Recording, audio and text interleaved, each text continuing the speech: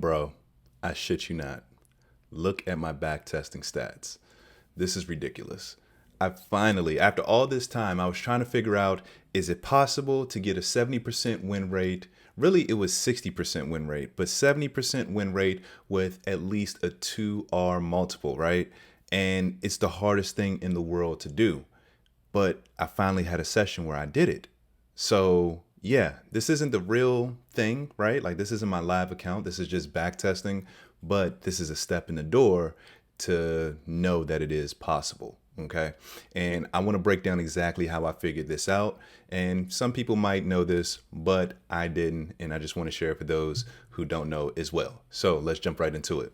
So this shit is incredible, and I want to point out like a few cute. I want to point out a few key things here.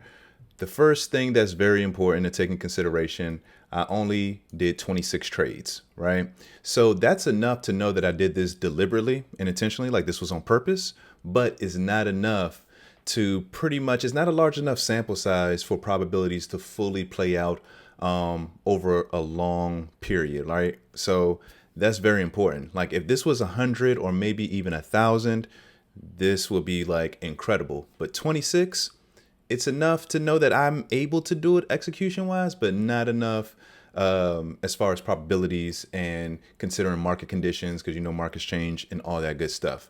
But it's the first step forward, and that's what matters in this video. So 26 trades, $6,886. I was trading micro NQ and 70.83% win rate. So 17 winners, 2 break evens, and 7 losses. Okay. Profit factor, anything over a 1.0 means this is a profitable edge. I have a 5.43, which is insane.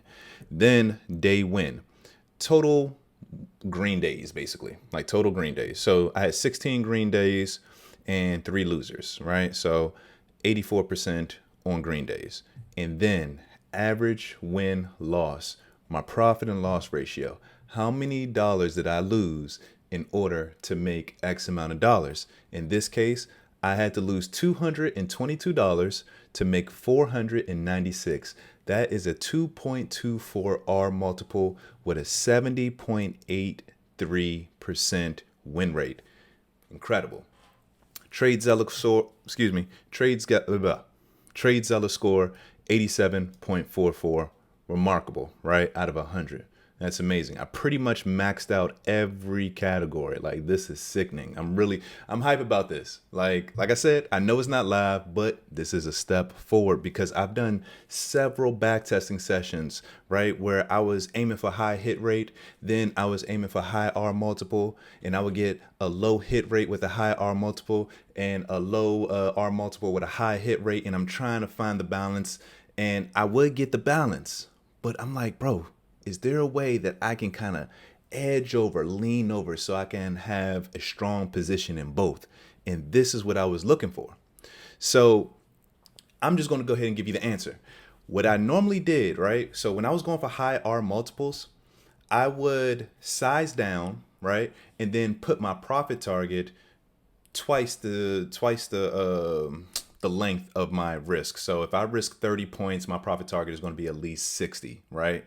And I was like, damn, bro, a lot of these trades that made me get a 50% win rate or lower for a 2R reversed on me right before they reached my 2R, my profit target.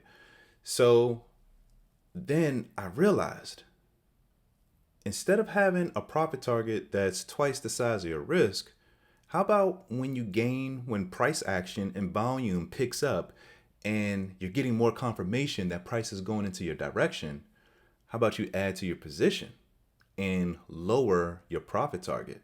So that's what I've been doing. Because if you lower your profit target, that increases the win rate. And if you add to your position, that increases the R multiple. But the key thing here is adding to your position when momentum picks up.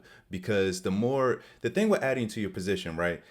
It can be it's only for advanced traders. I wouldn't even advise beginner traders to do this because there's a psychological effect. You know, I'm big on trading psychology. Everything we do is just not an action. It goes deeper than that. So when you add to your position, you are telling your subconscious, right? is pretty much saying, I'm convicted, I have high expectations, and that's key right there, high expectations. So when you have high expectations and prices going in your favor, and then it starts to reverse, now it's very hard for you to exit your position because you had such high expectations. You're fully loaded in this position. You don't want to take this loss. And now you smoking on hopium, right? Like you just hope that this turns around. Price, like volume is picking up, all right? And then you get stopped out for a major loss. So that's why scaling in and adding to your position is very detrimental. And you have to have your psychology right to do so, because just like you scale in and add to your position, as price reverses, sometimes you're going to have to start scaling out as it starts coming down. So whenever you add into your position, you have high expectations and it's hard to let that go. So that's what I did in this backtesting session, right? Instead of doing 2R, I averaged like really a 1.75. And then once momentum started picking up, I would add to my position. Also, I would take my stop loss and move it up to the nearest pivot point or impulse candle and keep the risk at least very similar, while also allowing price to have room to work. Okay, so lower the profit target, add to your position when momentum starts picking up, right? And then let the shit ride, bro. Let it ride. And that's what's been going on every single trade during this session. I would just add to my position with a slightly lower profit target, and it worked out, man. It worked out. So I hope this video gave you some perspective, gave you a few ideas. I know I didn't show you on the chart, but something to think about, something you can implement in your backtesting session. Please backtest, because I wouldn't have been able to find these findings or learnings or whatever you want to call it if I didn't spend time almost every day backtesting. So backtesting is not worthless. A lot of people say it's not worthless. It helps you out, helps you find yourself, helps you figure out different things about the charts, helps your execution and your consistency, and it helps with probabilistic thinking. That's number one.